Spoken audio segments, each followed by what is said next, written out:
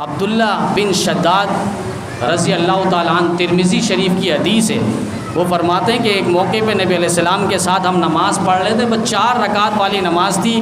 انہیں یہ معلوم نہیں ہے کہ ظہر کی نماز تھی، عصر کی نماز تھی، عشاء کی نماز تھی۔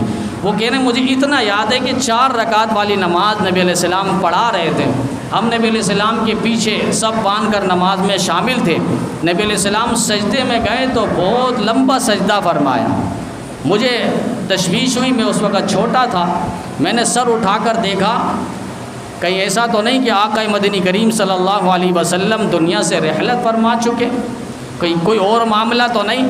میں نے دیکھا ہے کاشان نبوت پہ نبی علیہ السلام کے کندھے مبارک پہ حضرت حسن حسین رضی اللہ تعالیٰ عنہ سوار ہیں۔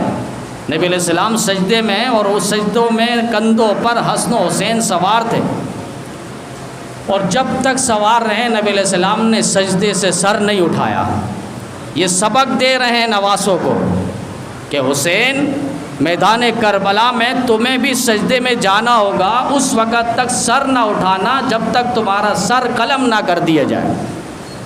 دین پیغمبری کے لیے سب کچھ برداشت کر لینا۔ اسی لیے تو کہا تھا کہ خون سے چراغ دین کو جلایا حسین نے، رسم وفا کو خوب نبھایا حسین نے، رسم وفا کو خوب نبھایا حسین نے۔ خود کو تو ایک گھونٹ بھی پانی نہ مل سکا، لیکن کربل کو خون پلایا حسین نے۔ ایسی نماز جہاں پہ پڑھے گا کون؟ سجدہ کیا تو سر نہ اٹھایا حسین نے۔ آج یہاں نانا سے سبق حاصل کر رہے ہیں، سجدے میں سر ہے نانا کا اور کندھے پہ سوار ہے، نبی علیہ السلام سر نہیں اٹھا رہے کہ میرے نواسے ہیں۔ اتنا طویل سجدے کے بعد پھر نبی علیہ السلام نے سر اٹھایا، نماز مکمل کی۔ صحابہ میں ہمت نہیں پوچھے، لیکن سوال تو پوچھنا تھا، مسئلہ کیا تھا؟ نبی علیہ السلام سے کسی نے پوچھا آقا کیا معاملہ تھا؟ کوئی معاملہ پیش آیا یا اللہ کی وحی اتر رہی تھی؟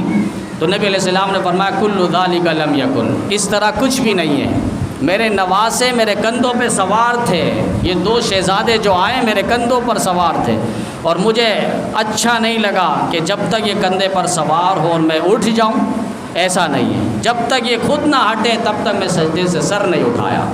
اتنا لاڈلے اور اتنے لجپال اور اتنے پیارے، اتنے حسن حسین اور حسین خوبصورت گلدستہ، نبی علیہ السلام نے فرمایا دنیا اور آخرت جنت کے شہزادے اور جنت کے پھول یہ میرے حسن و حسین رضی اللہ تعالیٰ عنہما ہیں۔